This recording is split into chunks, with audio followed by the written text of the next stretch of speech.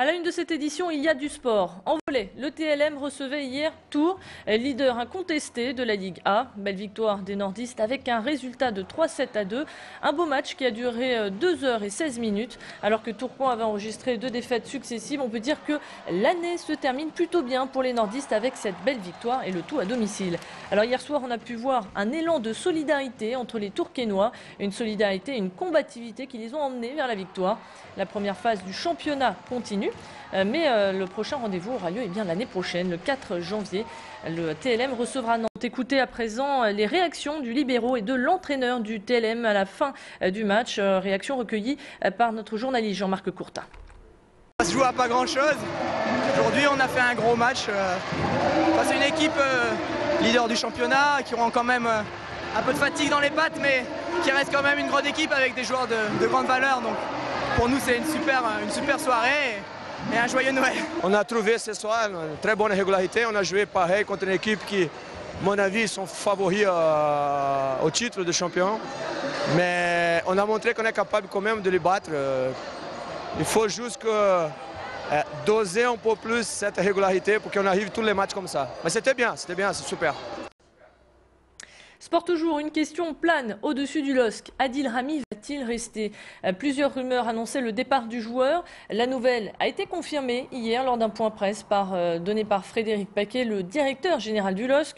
Le défenseur central lillois va bien quitter le club à la fin de la saison. Il semblerait que ce soit pour Valence, mais pour le moment, rien n'a encore été signé.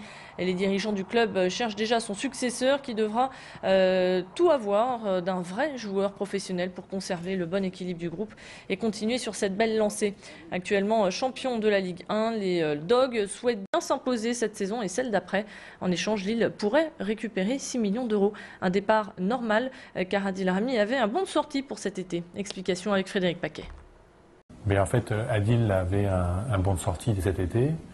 Et comme nous sommes fidèles et nous respectons nos engagements, nous avons effectivement confirmé ce bon de sortie. Et donc il y a aujourd'hui des discussions qui ont trait à un éventuel départ d'Adil.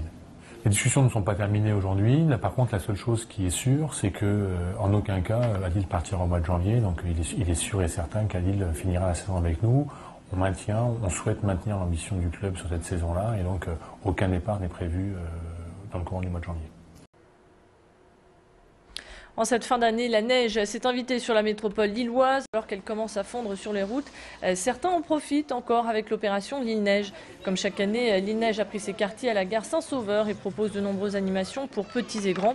Un village s'est installé pour proposer toutes sortes d'activités sportives d'hiver, patinoires, pistes de luge, mais aussi des jeux gonflables, des spectacles et surtout de la bonne humeur. Ici, l'objectif est de se détendre et de s'amuser. La preuve avec ces témoignages recueillis par notre journaliste Jean-Marc Courtin. C'est génial, pour les faire sortir comme ça, on sait où ils sont et ils s'amusent. C'est pour les enfants, on est venu passer du temps. Dans l'ambiance des fêtes complètement et puis à des tarifs très abordables. On s'y croirait, hein, donc on profite et puis ça change pour les vacances. On en profite, hein, du coup. En plus, ça coûte pas cher et les enfants sont super contents. C'est une bonne initiative, ouais. C'est intéressant et les enfants ont l'air de bien s'amuser. Et vous avez jusqu'au 9 janvier pour en profiter. À chaque vacances, c'est la même angoisse, celle de se faire cambrioler. Alors pour profiter des belles descentes sur les pistes de ski, les forces de l'ordre sont là pour vous. Pendant votre absence, ils patrouillent dans votre quartier. C'est l'opération Tranquillité Vacances. Été comme hiver, les gendarmes sont sur le pied de guerre. À Allen, les Hauts-Bourdins, Sarah Duchesne organise des contrôles. Elle vérifie qu'il n'y a pas de traces d'effraction à votre domicile et émet un avis de passage qu'elle dépose dans votre boîte à lettres. Un service gratuit mais qui nécessite tout de même une inscription. Pour cela, il suffit de contacter la gendarmerie ou le commissariat de votre commune, que ce soit pour une semaine ou un week-end. Une grande première dans cette commune qui ne réalisait les contrôles que pendant la période d'été. Nouveau pour nous puisque le ministre de l'Intérieur a souhaité prolonger l'opération Tranquillité Vacances au-delà des vacances estivales d'été et de la prolonger donc sur toutes les périodes de vacances de l'année. La consigne est la même, c'est-à-dire que lorsque les personnes sont parties de chez elles, lorsqu'elles abandonnent leur domicile pour des vacances, c'est pour nous intéressant de le savoir pour pouvoir protéger ces personnes et lutter contre la délinquance sous toutes ses formes. On va vérifier donc les abords de l'habitation. Ici, on tombe un cas quasiment courant, c'est jardin complètement clôturé. Donc on a juste un visuel pour voir que les serrures ne sont pas dégradées ou les volets, qu'il n'y a pas de traces dans la neige. Sinon, quand le jardin est ouvert, on peut se permettre de rentrer chez les gens et de vérifier les accès.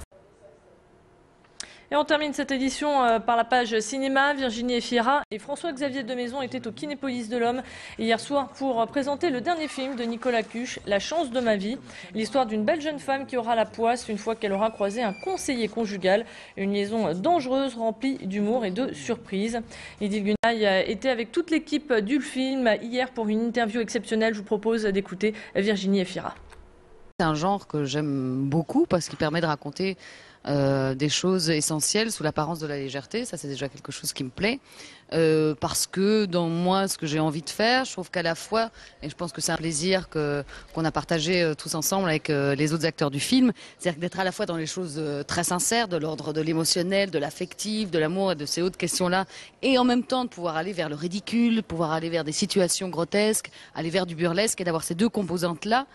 C'est quand même, ça veut dire que c'est pas des partitions ténues, quoi. Il y a des choses à jouer. La chance de ma vie, un film à découvrir à partir du 5 janvier. C'est la fin de cette édition. On se retrouve dans un instant. À tout de suite.